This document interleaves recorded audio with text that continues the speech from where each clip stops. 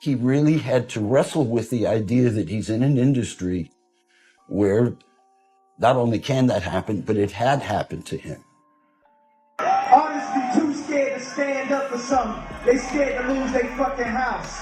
Or they scared to lose their record deal. I sold my soul to the devil. I know it's a crappy deal. That Clive Davis and Peter Edge wanted to do was say, okay, look, we don't want to date you. I'm like, I'm still young. What are you talking about? Well, we don't want to talk about all that stuff at Sugar Hill. So they kind of gag ordered me not to talk about. D'Angelo's death has shaken the entire music world to its core. But when you start peeling back the layers, his story starts looking way darker than anyone expected. And it's something Kanye West has been throwing hints about for years. See, D'Angelo didn't just vanish from the spotlight out of nowhere. His rise, his fall, and his silence all seem tied to something deeper, something that went way beyond creative burnout. D'Angelo's manager would go behind his back and work out a secret deal with Clive Davis. The manager, knowing the history between Angie and D'Angelo, he didn't want them on the same label. So he made a deal with Clive, saying that if D'Angelo comes, she needs to leave. His career wasn't just paused, it was derailed, maybe even sacrificed. After dropping Voodoo in 2000, D'Angelo basically disappeared for more than a decade before coming back with Black Messiah. And that gap wasn't just about taking time off. He was fighting personal demons, facing public pressure, and from what some people close to him say, battling some very powerful and shady forces within the industry. At the end of the day, after 40-something years in the business, I'm like, well, why? Where are my royalties going? Because I'm not getting this. Come to find out, Universal Music has been receiving all my royalties. Kanye once spoke about those rituals, those humiliations, and the sacrifices artists are forced into behind closed doors. And when you look at D'Angelo's story through that lens, it makes people wonder if he was being punished for refusing to play their game. Now, no one's saying D'Angelo was literally sacrificed, but a lot of fans believe the industry did everything it could to break him, to make an example out of someone who refused to sell his soul for fame. The story gets even more suspicious when you remember that his ex-partner, Angie Stone, allegedly started exposing these secrets and naming names. People do want to put you on that pedestal, like you are the spokesperson for all Black people.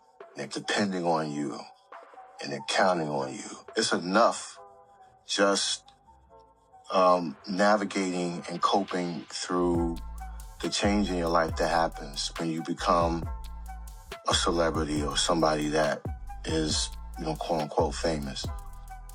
Just that within itself is a huge paradigm shift. Right before she tragically passed away earlier this year in what some are calling a bizarre car accident. That timing, way too convenient for some people's comfort. Back in the mid-90s, D'Angelo came out swinging with Brown Sugar, and he flipped the whole soul music scene on its head. He wasn't just another R&B artist. He was bringing real 70s soul energy into a new generation, making it raw, intimate, and deeply emotional. Then Voodoo hit, and people couldn't get enough. Critics, fans, even legends were calling him one of the most gifted musicians of his era. What made him stand out wasn't just the sound, it was how real he was. D'Angelo played most of the instruments himself, refused to let the label dictate his style, and poured his entire spirit into his craft. But that same authenticity that made people love him also made the industry nervous. Of course, D'Angelo and I were very good friends, but I need for you to know that as wonderful as that friendship has been, it came with a lot of challenges. And I'll tell you the nature of the industry based on a secret that I recently found out from someone who is credible, that let me in on some things that I didn't know even up until lately. And I have to tell you, it was shocking just to find out. But in any event, I will share them with you and let you know the devil don't play fair. No, this is not Angie Stone's life story, but what it is. Because let's be honest, the music world doesn't like artists it can't control. They want the flash, the image, the obedience, and D'Angelo wasn't giving them that. He was spiritual, grounded, and focused on meaning, not marketing.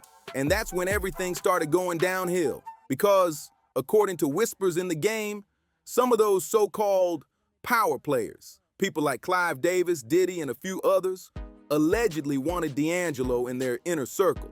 But he refused to play along. And that's where the storm really began. D'Angelo wasn't built for that flashy sell your soul lifestyle. Not at all. He was a man of faith, deeply spiritual, and every note he sang came from a place of belief and meaning. And that's exactly when the storm started brewing. See, once he made it clear he wasn't going to bend the knee to the industry machine, that's when the whispers, the pressure, and the sabotage started coming his way. We've all heard the rumors. Those big-time moguls like Clive Davis, Diddy, and others who run the high-end industry parties, where deals are made behind closed doors and careers are decided over champagne and secrets. Well, word is they wanted D'Angelo in that circle badly. After 40-something years in the business, I'm like, well, why? Where are my royalties going? Because I'm not getting this. Come to find out, Universal Music has been receiving all my royalties, all my mechanicals. They've taken pretty much everything. They've stolen, but they have taken all the monies that were due to me. They have basically absorbed in that company. And even though there's several class action lawsuits, people that were working on my behalf never even registered the songs, all the songs that I've done. I'm only coming to find out they were not properly registered by the companies that I signed over to. People that were supposed to do their due diligence. So I am truly a walking testimony that God has carried me all this time. Because if you only knew how much money they have taken from me, how much they have stolen from me, monies that I'm supposed to be, I should have been able to retire 20 years ago with the money I've made, supposedly. But there are key people. But he straight up refused. He wasn't trying to play the game, wasn't interested in trading his morals for power, and didn't care about joining anyone's inner club. That kind of defiance doesn't sit well with people who run things from the shadows. Even Angie Stone, the woman who knew him better than almost anyone, hinted at it in one of her last interviews. She claimed that years after their breakup, she found out about some disturbing things D'Angelo was allegedly pressured to do behind the scenes. She didn't spill all the details, but the way she said it, it was like she knew he had faced something much darker than fame burnout. When I first heard your music, the first thing I said was, this nigga had been in a black church somewhere and been in a Pentecostal church somewhere. That's right. And so I was not at all surprised to find out when you hit that groove where you had come from. But just talk about that experience. It totally informs everything that I do. Mm-hmm. When I go out on the stage, I bring that with me. It's the thing about everyone has their own way of reaching that place, but my way has always been that. Because I feel like when I come on the stage with that authority from that source, there's nothing that can touch that. And a lot of times before we go out on stage, pretty much every time, we pray. Me and the Vanguard, we pray. And before we start a prayer, I sing an old spiritual song from way back in the woods, you know. You're singing this in your prayer circle? Yes. Wow. Yeah, we start off with a song and we get in the spirit, then we pray, then we go out there. Put you on the spot. Whether he got dragged into that twisted world or slammed the door before they could pull him deeper, nobody really knows. But one thing's clear. Around that time, D'Angelo started spiraling. All the women went crazy, wanting to touch and feel on him and pull at his stuff. They will pull his shirt so hard that it would choke him. So we decided we would put slits in the back of his t-shirts. So when they pull it, it'll just come off easily and not choke him to death. We saw the sign, the heavy drinking, the arrests, the weight gain, the reclusiveness. Fans thought it was just self-destruction, but people close to the situation swear it was something else entirely. Literally signing a contract and selling our souls. They got contracts out there that say, you can't say Jesus. When we was working on this album, People used to be coming over the studio just to say Jesus as loud as they wanted to. You can say Jesus in your studio. There's a part in a Rock Nation contract that says that people are not allowed to sing about Christ. Yeah. So I'll be wondering, I'll be like, yo, God, why? Why have you swung my sword? Yeah. Why? Because you came in the game with Jesus Walsh. Like, why? There's a part. This wasn't just personal struggle, this was systemic. It was the industry's way of breaking someone who refused to bend. Some insiders even claimed that executives were deliberately putting D'Angelo in compromising positions, the kind of setups that would force him to choose between his soul and his career. Those infamous Diddy parties, they weren't just parties. They were tests, traps dressed up as opportunities. And when people talk about industry sacrifices, this is what they mean. You don't have to be taken out physically. They can ruin your reputation, drain your spirit, humiliate you in public, and make you disappear from the spotlight without ever lifting a hand. That's exactly the type of thing Kanye's been warning people about for years. The rituals, the punishments, the eerie silence that follows when someone speaks out. It's all part of the same game. Keep the rebellious ones in check and make an example out of them. D'Angelo entered the game with revolutionary talent and pure intentions, but when he came back years later, he wasn't the same man. Something behind the curtain had changed him, drained that spark that once made him unstoppable. And when you factor in what happened to Angie Stone, it gets chilling. Because just when she started naming names and calling out the people who had crossed her and stolen from her, she suddenly lost her life in that mysterious car crash. The timing, the silence that followed. It's like the truth got buried right alongside her. In the months leading up to her death, Angie Stone wasn't holding back anymore. She was naming names, calling out the system, and specifically pointing fingers at Universal Music Group. Saying the quiet parts out loud, Angie had reached a point where she was done playing nice with the industry, done protecting people who had manipulated, underpaid, and silenced artists for decades. But just when she started gaining traction and people began listening, she was suddenly gone. Just 7 months before D'Angelo's own death, that timing alone sent chills down people's spines. When you start connecting the dots between D'Angelo's breakdown, Angie's bold warnings, and both of their tragic endings, it's hard not to see a pattern forming. The music industry has a long history of taking advantage of artists, especially black artists, who refuse to fit the mold. They pressure them to compromise their morals, tone down their message, and play nice with the gatekeepers. And when they refuse, they get sidelined, blacklisted, and pushed out of the spotlight like they never existed. D'Angelo wasn't trying to be a puppet. He was a man of strong faith who wanted his music to reflect his beliefs, his soul, and his connection to something higher. But the industry doesn't like when artists get spiritual, not when it doesn't make money.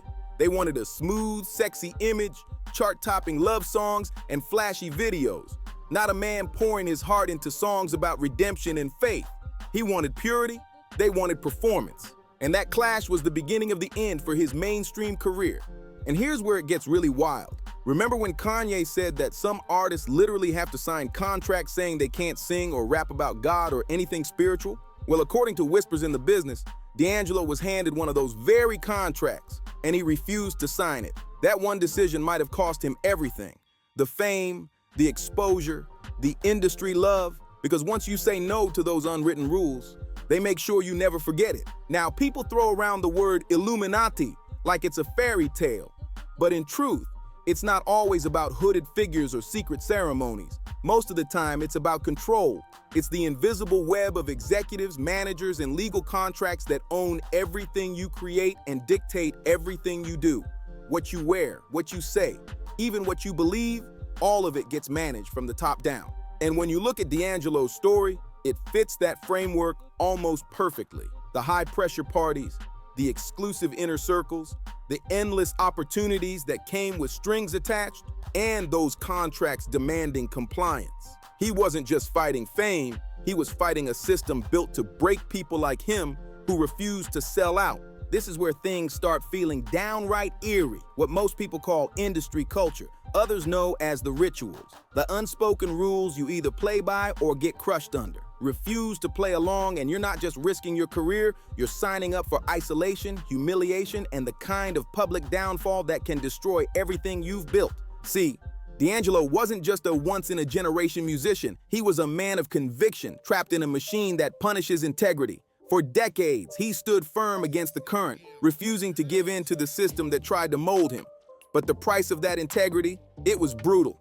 He got blackballed, vanished for years, became the target of endless rumors, and was constantly painted as difficult, all while quietly enduring the kind of pressure most people couldn't survive. And when you step back and connect the dots, D'Angelo's silent battles, Angie Stone's public warnings, her sudden and suspicious death, and Kanye's ongoing claims about industry rituals, it paints a picture too dark to ignore. This isn't about some spooky secret cult in the literal sense.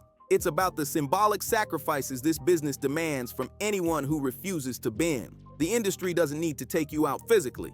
It just drains your spirit, strips your freedom, and buries your career until you either give in or disappear. Creative freedom? Gone. Mental peace? Destroyed. Career momentum? Frozen. That's what happens when you refuse to join the club. But through it all, D'Angelo managed to create something that still echoes today. From Brown Sugar to Black Messiah, his music became the soundtrack of rebellion. Raw, spiritual, and deeply human. His sound still moves people because it came from a place of truth, not compromise. As one fan perfectly said on X, D'Angelo dropped Brown Sugar, then hit a wall of writer's block, came back with Voodoo, spent over a decade fighting personal demons, and somehow returned with Black Messiah. That journey, painful as it was, became proof that beauty can rise out of darkness, that struggle can still birth something timeless. His art was his resistance, and his story became his legacy. But make no mistake, D'Angelo's journey is also a warning. In the music industry, talent isn't enough. If you stand your ground, protect your soul, and refuse to bow to the system, you might end up paying the price, maybe not immediately, but eventually. Because this industry doesn't forget defiance. It punishes it, slowly, quietly, and completely. And that's why people can't shake the feeling that D'Angelo's story and Angie Stone's untimely passing might not be random at all. Two powerful voices gone in the same year, both speaking out, both connected to the same machine. Coincidence? Maybe, but a lot of fans don't think so. So what do you think? Was D'Angelo's downfall just bad timing and personal struggle, or part of something much bigger? A system that punishes artists for daring to be real? And does Angie Stone's mysterious death make the story feel like more than just a coincidence? Drop your thoughts in the comments below. And don't miss what's coming next, because this story is far from over.